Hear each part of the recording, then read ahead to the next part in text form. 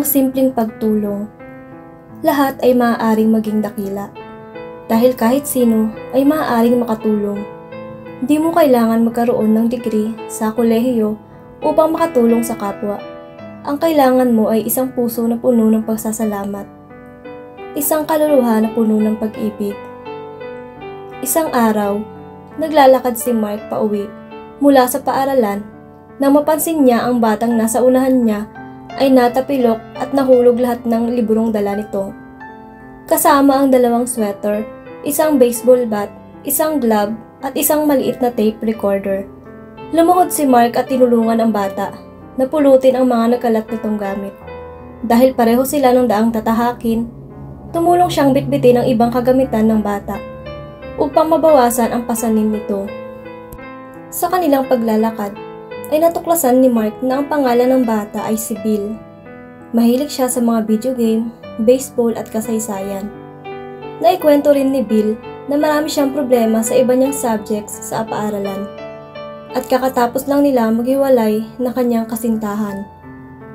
Nauna silang nakarating sa bahay ni Bill at inanyayahan si Mark para uminom ng coke at manood ng ilang programa sa telebisyon.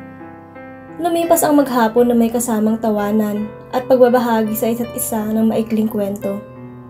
Pagkatapos ay umuwi na si Mark. Ipinagpatuloy nila ang kanilang pagkikita sa paligid ng paaralan. Kung minsan ay sabay silang nagtatanghalian. Pagkatapos ay pareho silang nagtapos mula sa junior high school. Sila ay nakapasok sa parehong high school kung saan nagkaroon sila ng maikling pakikipag-ugnayan sa isa't isa. Sa paglipas ng mga taon. Sa wakas, ang pinakahihintay na taon na pagiging senior ay dumating. At 3 linggo bago ang graduation, tinanong ni Bill si Mark kung sila ay pwedeng makapag-usap. Ipinaalala ni Bill sa kanya ang araw na nakalipas noong una silang nagkita. Nagtaka ka ba kung bakit marami akong dalang gamit pauwi noong araw na iyon? Tanong ni Bill. Nilinis ko ang locker ko dahil ayaw kong mag-iwan ng kalat para sa iba.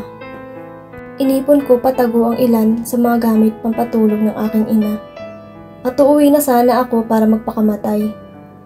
Pero pagkatapos nating magkasama ng ilang oras at pakikipag-usap at tawanan, napagtanto ko na kung ako ay nagpakamatay, mamimiss ko sana ang oras na iyon at marami pang ibang araw na susunod.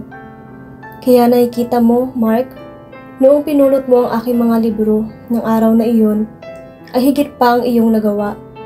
Dahil iniligtas mo ang buhay ko, binigyan mo ako ng pagkakataong magawa ang layunin ko sa buhay.